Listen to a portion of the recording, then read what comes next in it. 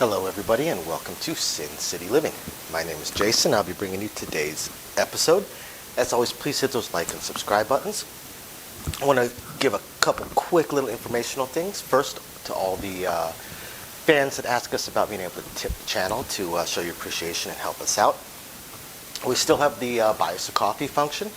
I really appreciate all those coffees you guys have bought us. As you know, all three of us live off coffee. Just check the description of the video down below for a link to that if you are interested. But also, YouTube has now added a new function, a thanks button, right at the bottom of our videos. So if you appreciate what we're doing or appreciate the video we put out, please hit that thanks button, drop us a little bit. And if not, no worries. We appreciate all you guys watching. Second, we have our live streams coming up. They're going to be every single week on Tuesdays at either 1 or 2 o'clock, probably 2 o'clock. Some days I pick up the kid, I may do it at 1, but I'll let you guys know in advance. And once a month we will be doing a charity one. So this first one is going to be towards charity. After that will be our regular live streams. If they go well, we'll continue to keep them on YouTube. If not, we'll shift them over to our patrons. For most of them, we'll still do the occasional one on YouTube. And with that in mind also, please join us as one of our patrons. Just check again the description of the video down below for some links to that. And we have exclusive videos that we put up there all the time. Things we don't put on the regular channel, including the entire How to Deal Craps course. So with all that being said, we're going to go ahead and get into today's video.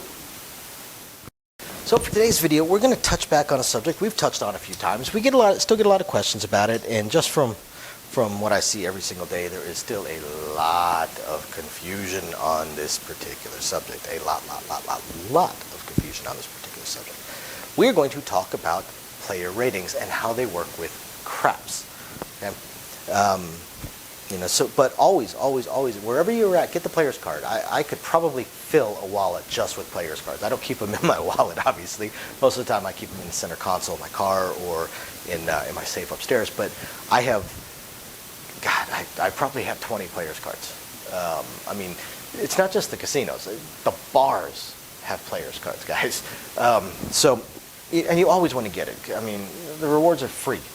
You might as well get the rewards. There isn't some algorithm in there that's watching how much you win and influencing your slot play. It just doesn't work that way. That's silly. So always get a player's card. And always throw it in. Remember to give it to us. I can't tell you how many times I have someone give me a card, say, hey, I want to get a comp. I look and I'm like, you haven't played in 4 months. Like, I'm here every day. Are you throwing your card in every day? Like, we can only rate you if you ask us to rate you. So yeah, let's talk about ratings. And again, everybody, if you guys appreciate our content, please hit the like, subscribe button. And if you really appreciate our content, we would most definitely appreciate if you hit that thanks button down below. And otherwise, let's see here. So the first very common misconception with players cards: how much you buy in with. I have had players throw me $4,000 in cash or chips, either one, and their player's card. And they make sure to say, oh, make sure you got that $4,000 on my card. Make sure that $4,000's on my card. Or if they've bought in, if it's been pretty cold and they just keep buying in. Hey, how much am I in for right now? Man, no, I'm in to make sure I get all 2,000 on my rating. Man, that's no problem, man. We got you. Shoot, I'd put 20,000 in if I didn't think I'd get in trouble, because it doesn't matter. What you buy in with has zero bearing on your rating. It's absolutely 100% zero bearing in any casino in this town, or really in the United States, or probably in the world. Zero bearing on your rating. How much you buy in with means absolutely nothing.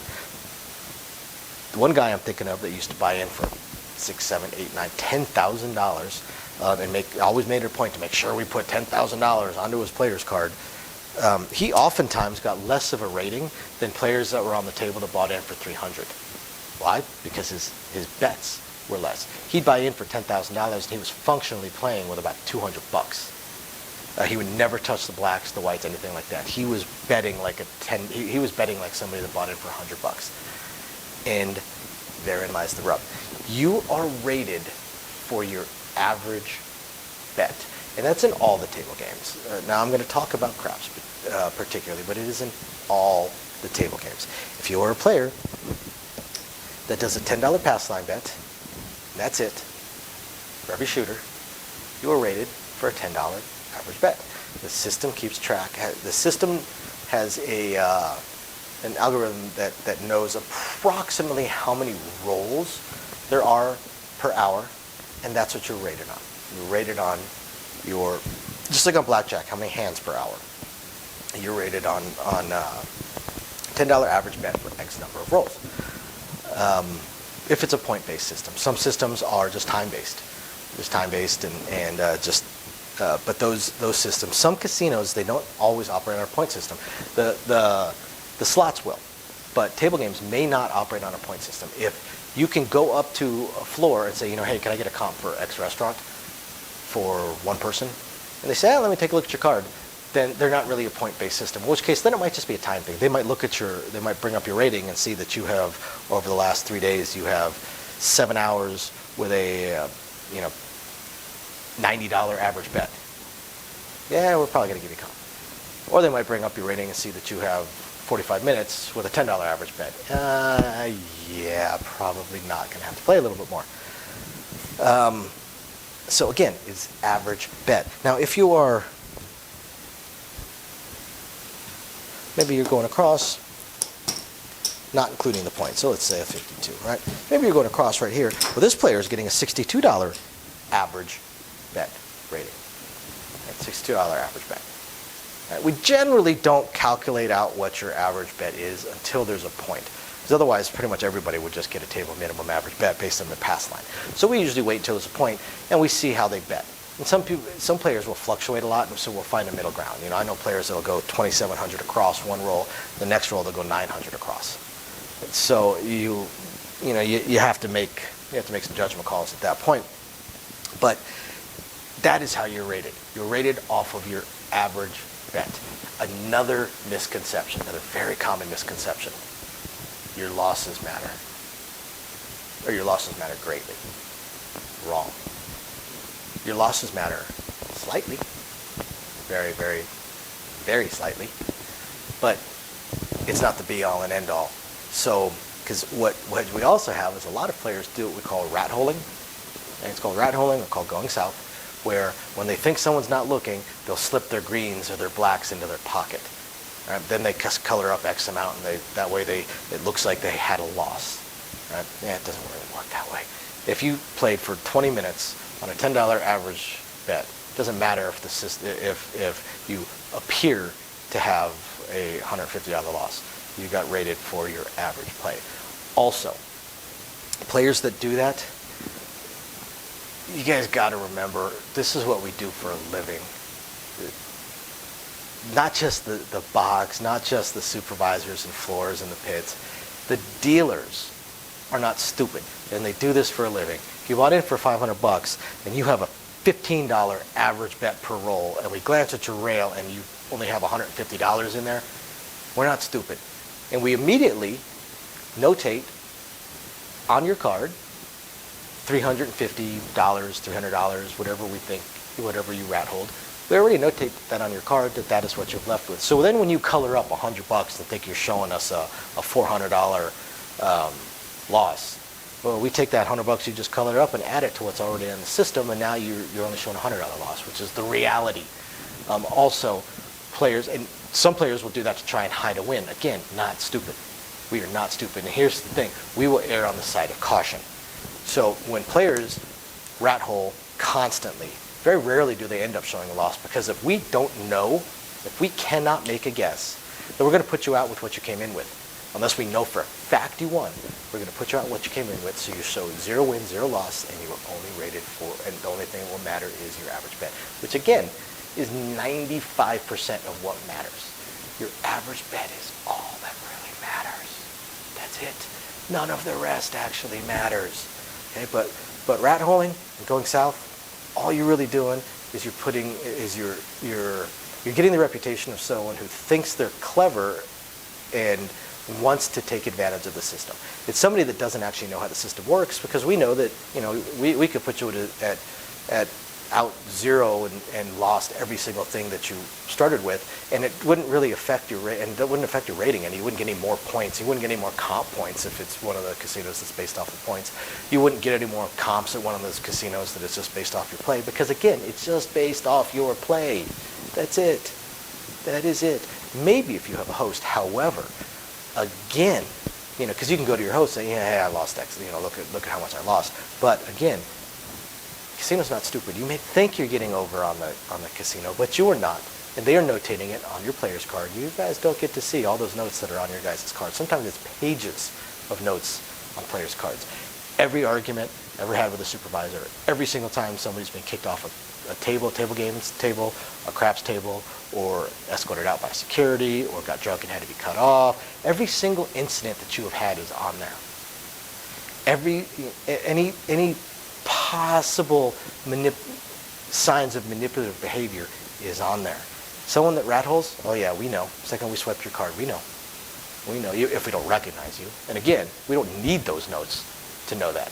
Those notes are not actually really for us. They're for that host. They're for that host to know that you're trying to game the system. Because again, your losses do not matter.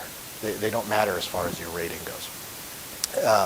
So yeah, those notes. So again, all that matters is your average bet. If the only bet you ever do is in the field, every other roll, but you chunk it like this, every other roll, right? I'm probably putting it in for a $60, $70 average bet per shot, which is not bad. That's not a bad average bet. It's really not. Now, if you're doing it every single roll, then I'm putting in for a $125 average bet per roll. Again, not bad. Also depends on where you're at. If you're at a tier 4 casino where most of the players are coming in there with $10 million lines of credit, if you have a $100 average bet and you go and ask for a comp to the best steakhouse in town after playing for 2 hours, they're probably going to laugh at you. But if you're at an off-strip, lower level casino and you have a $100 average bet for a couple of hours, you could probably get a free room and movie tickets along with that dinner at their nicest restaurant. So, it's all relative. It's most definitely all relative. But there you guys go. That's how ratings work in craps, your average bet. So hope you guys find this interesting, illuminating, enlightening, or at least just plain fun. We will catch you guys next time. Thanks for watching. Bye now. Thank you everybody for watching today's video, and as promised, a little bit more detail on things that we are working on. So again, we want to continue trying to expand the channel. We're really hoping to be able to add roulette as soon as possible, and then some video keno, video slots, stuff along those lines. Unfortunately, it ate up almost all of our cash, paying off all of our bills during the month of January while we were down. And now that the holidays have ended, YouTube's payouts have dropped significantly. So we're kind of treading water here as far as all that goes. Do have a lot of things we want to add, though. Not just those things, those additional games, and hopefully some carnival games and such like that. But the live streams. The biggest problem right now with the live streams is with 3 jobs combined between the 2 of us, 4 if I include the 20 to 30 hours a week I'm putting into the YouTube channel. It's very, very difficult for me to have a day and time that I can commit to doing the live stream every single week, because we also have our very young child to take care of. But I'm trying to figure that out. I'm thinking it's probably going to end up being on Monday nights or Tuesday afternoons, or possibly both. I intend to do at least one live stream exclusively for our patrons, and then another one on the YouTube channel. So possibly both days. We also have a few other things that we really want to attempt to move forward on. I'm just running into either time or skill set issues. I do want to eventually have a website going for us. I did used to program websites over a decade ago. A lot of things have changed, and I just don't have that time. And not a whole lot of knowledge on the current state of building websites, hosting what sites can host, and how to build up, the e-commerce stuff. So if anybody has any skill sets along those lines and would like to answer some questions or just help us out, shoot us an email, sincitylivingLV@gmail.com. Also, I really hope to be able to start adding some exclusive stuff from Sin City Living, logoed shirts, hats. I'm looking to get custom dice made, even custom layouts made, although those would be pretty expensive. But I know zero about e-commerce and drop shipping and anything along those lines. So if you have any skill or knowledge in that area, please email me. I would love to ask you some questions and see if you can answer a few to help me figure out how to get that going. Same thing with designing our logos. I had some logos designed, very, very small logos, unfortunately, not big enough to blow up to put on T-shirts and stuff like that. And again, I know I know nothing about logo design, graphic design, any kind of websites that could do it. I literally know nothing. So if you have any skill or knowledge in that area also, please email me, and you're willing to answer some questions, please email me and let me know. I'll admit I don't even know where to start as far as asking some questions, but I'm sure I'll ask a few and that'll trigger a few more, so on and so forth. So yeah, there's that, and of course we do hope to continue to improve our AV setup, but I am an AV moron, so also right there, if you have any skill sets or knowledge in that area, please email me and are willing to answer some questions. Please email me and let me know. We would love to help. Otherwise, again, thank you everybody for watching, and we're very excited to continue bringing you our videos. Bye now.